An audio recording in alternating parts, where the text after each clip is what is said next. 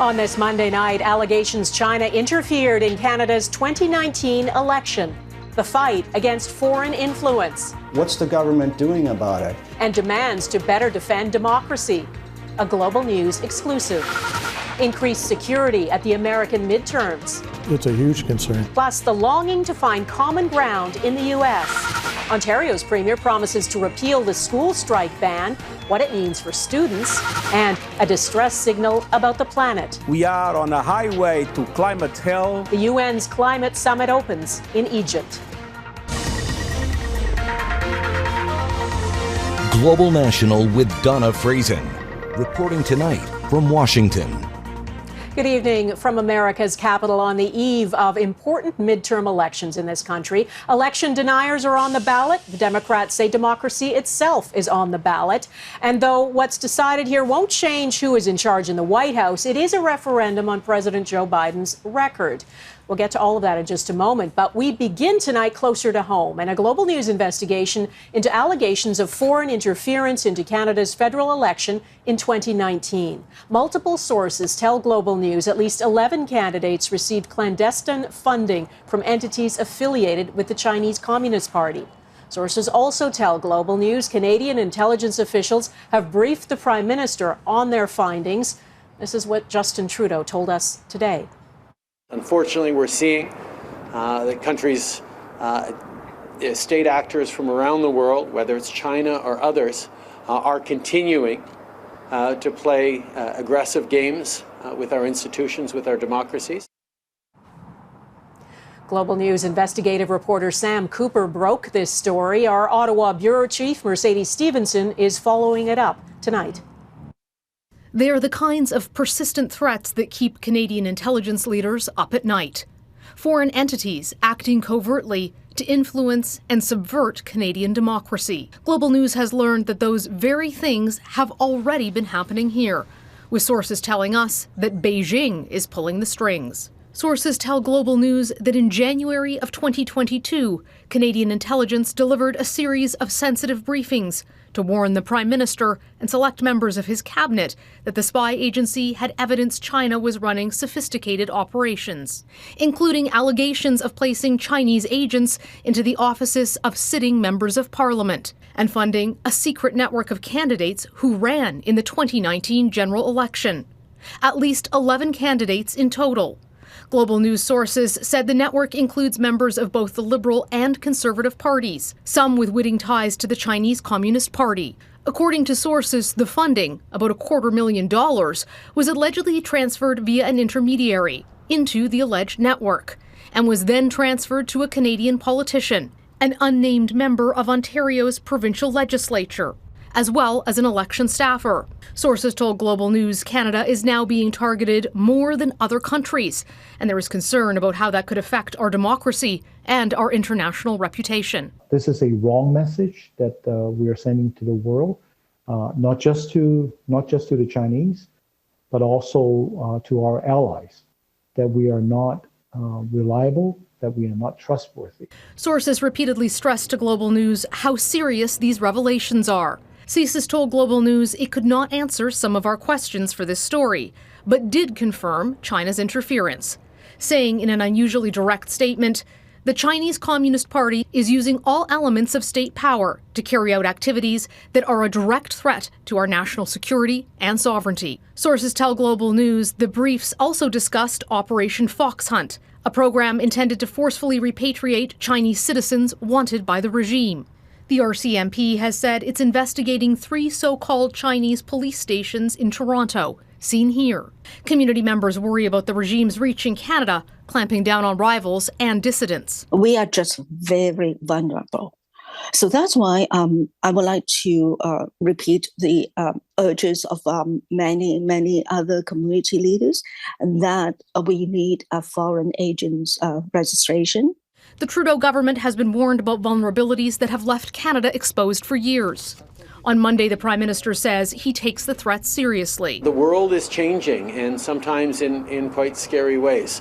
And we need to make sure that those who are tasked with keeping us safe every single day are able to do that. But experts say the government has taken too long to get tough. There certainly needs to be some signs that they're going to come up with some legislative fixes and not just come out with warnings every now and then, because I think people are getting tired of it. And sources also say that Canadian MPs who voted to declare the abuse of the Uyghur population in China a genocide have been actively targeted in their ridings. One of so many concerns about China's efforts to influence elections here in Canada. Donna? Mercedes Stevenson in Ottawa, thanks. There are more details on all of this. You can read investigative journalist Sam Cooper's reporting on our website, globalnews.ca. Now, back to politics here in the United States. The midterm elections are tomorrow. The Democrats claim democracy itself is on the line. Many of the races in battleground states such as Georgia, Pennsylvania, and Arizona are expected to be very close. And that could lead to several scenarios. Early voting began in October, and it has been historic. More than 40 million ballots have already been cast. That's a record. And here's what's at stake. Democrats control both the House of Representatives and the Senate right now, but by narrow margins. Republicans can retake the House by flipping just 5 seats, and in the Senate, they need to flip just 1 seat to gain control. Jackson Prosco, our Washington bureau chief, is with me here. Jackson, set the stage for this crucial vote tomorrow. Well, Donna, let's talk about what we know and what we don't know based on some fresh polling that's out there right now. On the question of who would you rather see in control of Congress, Democrats or Republicans, voters are evenly split on that generic ballot question. And on the question of voter enthusiasm, how likely are you to vote or how interested are you in voting? They're exactly split down the middle again. But the interesting thing here is that Democrats have seen their enthusiasm number increase by 10 points in the last few days. That suggests that there is a last-minute surge in interest in voting by Democrats.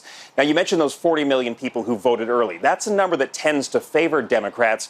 And of course, Donna, the question is, what does this all look like when you factor in the in-person vote tomorrow, which will favor Republicans? All right. And Jackson, I know we talk a lot about the polls. I hesitate to really trust them. It's never clear if they're really an accurate representation of the landscape out there. What do we think this time? Yeah, a lot of people have concerns about what's being captured and what's being missed right now. Pollsters are having a really hard time getting people to even respond to them right now. And so it's really hard to know how accurate this is going to be come tomorrow.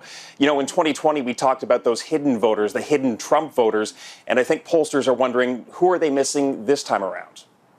The polls are exceptionally close, and one of the problems with them is that we have to rely on state-level polls for these Senate races, and many of those polls are getting very, very low response rates in the 1 to 2% range. That means there's a lot of people who are not getting polled. Many of these races are actually within the margin of error of the polls we have.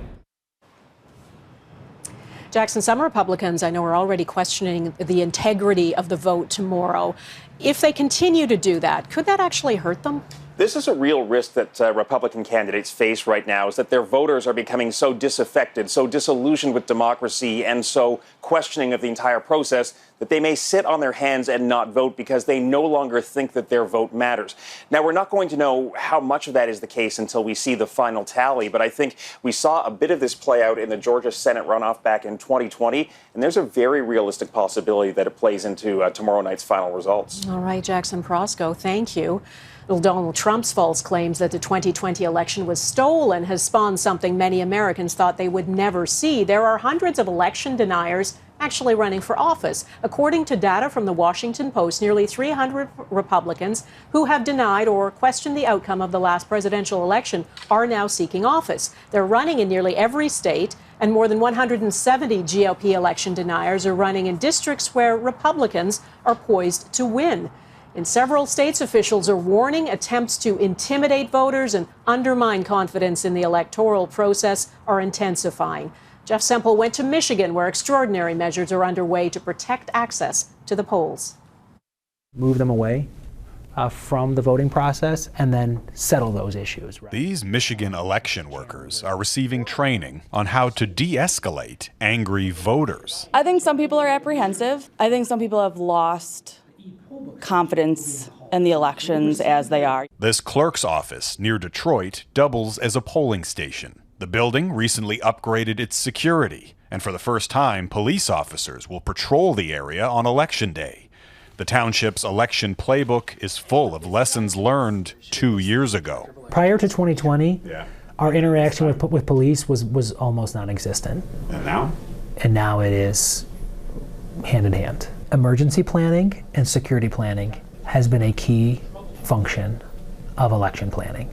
We were here in Detroit during the last presidential election a couple of years ago when they were counting the ballots inside this convention center, and an angry crowd of Trump supporters forced their way inside that building chanting, "Stop the count." The crowds banged on the windows and shouted at workers as they counted the mail-in ballots, including election supervisor Chris Thomas. It really got out of hand for a few minutes. The retired bipartisan official led elections in Michigan for 4 decades. He's coming out of retirement this week to help protect the process from so-called election deniers. It's a huge concern. It's a real movement. I mean, it's substantial, and they're vocal, and some of them are pretty clever on what they're trying to do. Numerous Stop the Steal groups have been training their own poll watchers and challengers. Some have even organized armed stakeouts at drop box voting locations. Making sure that we can oversee the process, that it's done correctly, done accurately. This former Republican candidate was part of the Stop the Steal protest in Detroit and the January 6th riot on Capitol Hill, for which he's now facing misdemeanor charges. 2 years later, do you still think the election was stolen? Of course it was, absolutely. Like Ryan Kelly, many Republican candidates have made those election fraud claims a central part of their political campaigns.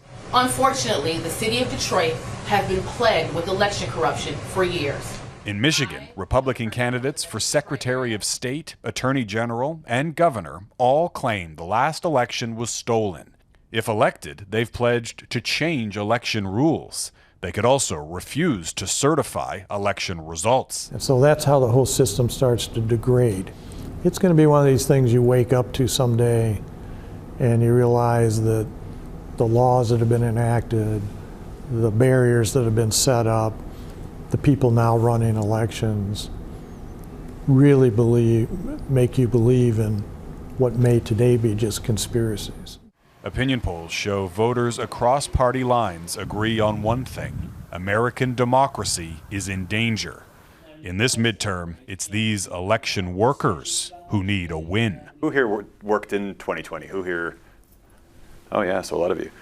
And show of hands if you're feeling a little bit anxious this time. We got this. We got this. Jeff Semple, Global News, Canton, Michigan.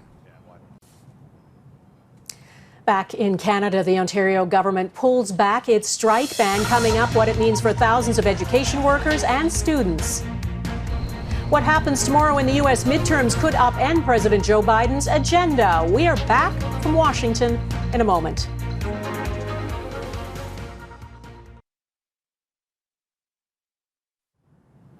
More than 50,000 education workers in Ontario will be back to work tomorrow. Their union made that decision after Premier Doug Ford said he intends to repeal legislation that imposed a contract on the employees and banned them from striking.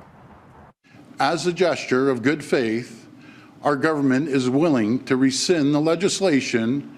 We're willing to rescind Section 33, but only if QP agrees to show a similar gesture of good faith by stopping their strike. Global's Colin DeMello is following this story from Toronto. Colin, the students will be back in class, but two sides are back to square one? Yeah, in effect, that's correct, Donna. The two sides have agreed to put down their political weapons for now, but make no mistake, they are returning to the bargaining table, and there is no guarantees that either side will make significant movements. There were a couple of factors that led to today. The Premier is facing polling which shows that parents are blaming the progressive Conservative government and not CUPE for the strike. As well, a number of unions from across the country came together over the weekend, and they threatened to hold a general strike on Monday, November 14th, and amp up their political protests. It is for that reason that perhaps the Premier decided to back down and promised to repeal Bill 28 and the use of the notwithstanding clause. we have our bargaining rights back. You led this movement that showed the people of Ontario that you can stand up to a bully, look them in the eye, and say, hell no, not today. I'm willing to put a little water in my wine. I've never been shy to do that. But they need to do the same thing. It's not a one-way street here. Colin, not a one-way street. Well, both sides have shown they're willing to take drastic measures. Do we know what happens if they can't reach a deal? Yeah, I mean, the two sides are set to return to the bargaining table tomorrow. The Premier is going to repeal the legislation as early as next Monday. But the Canadian Unit of Public Employees says even once that legislation is pulled back, they will still be in a legal strike position. So if this contract clash continues, the union is warning they could once again return to the picket lines. Donna. All right, Colin DeMello at Queen's Park in Toronto. Thanks. The public inquiry into whether invoking the Federal Emergencies Act earlier this year was warranted today shifted focus away from the protests in Ottawa and to the blockade of the Ambassador Bridge in Windsor, Ontario. The largest lesson learned was not to let this grow. Don't let bouncy castles and hot tubs and sort of those types of amenities come to the streets here on Church Road and allow this to grow. That's Windsor Mayor Drew Dilkens. He says despite protesters already being cleared away, he supported the Emergencies Act being invoked. He says he feared the protesters would return. He says communication with provincial and federal counterparts was smooth and additional police resources arrived within a day of formal requests. That's a contrast to the jurisdiction and communication problems experienced in Ottawa. Ontario Premier Doug Ford and Deputy Premier Sylvia Jones will not have to testify at that inquiry. They went to court to challenge the summons to appear, arguing parliamentary privilege protects them from having to testify. Justice Simon Fothergill says he agreed. The privilege provides the Premier, he says, and the Minister with a lawful excuse not to comply with the summons since the legislature is in session, though he noted both witnesses may have valuable evidence to offer. Canada's military is investigating the death of a Canadian soldier in Iraq. Captain Eric Chung died in Baghdad on Saturday. The Department of National Defense says he died under what it calls non-operational related circumstances. He was operations officer with 38 Canadian Brigade Group headquarters based in Winnipeg. He was part of Combined Joint Task Force working in Iraq, securing the defeat of the so-called Islamic State. New warnings about the planet as world leaders gather in Egypt for the latest UN climate conference.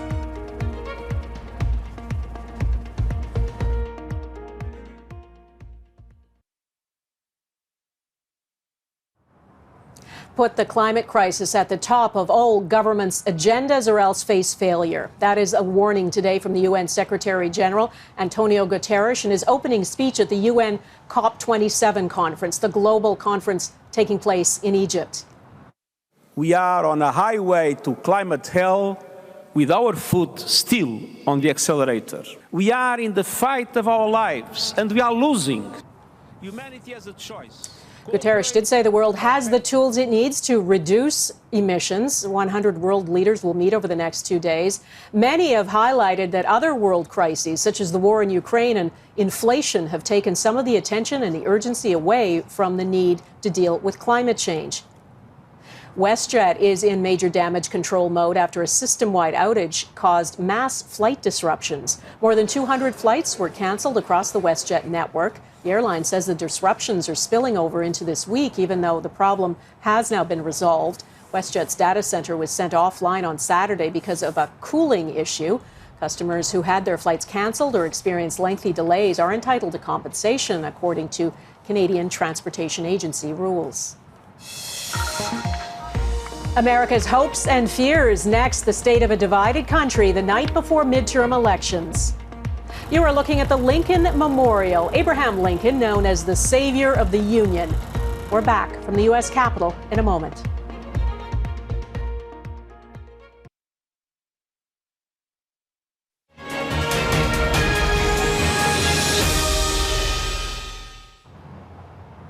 Welcome back to Washington. This is a political town, but it attracts Americans from all over the country, many drawn to the monuments to past presidents whose leadership built the United States.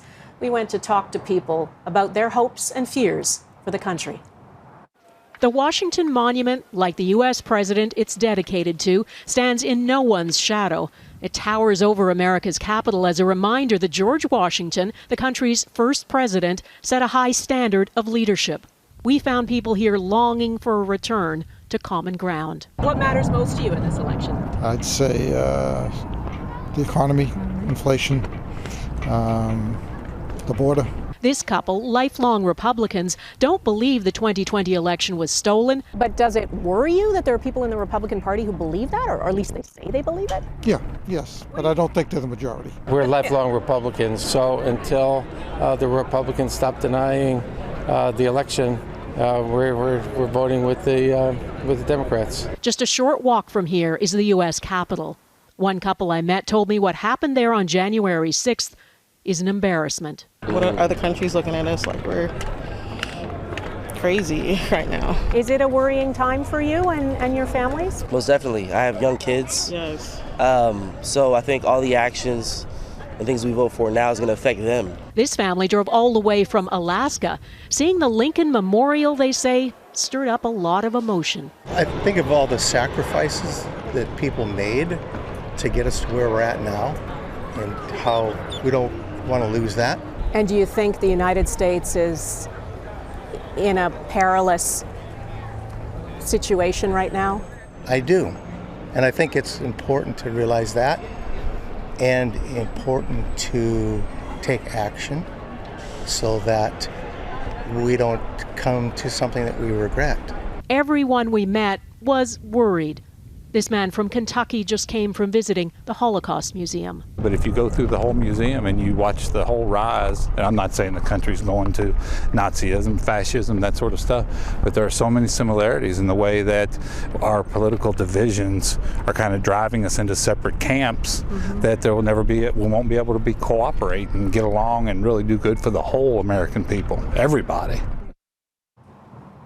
So many thoughtful people out there. That is Global National for this Monday. I'm Donna Friesen. Thanks for watching. I hope to see you here again tomorrow when Americans head to the polls in the U.S. midterm elections. For now, good night from Washington, D.C.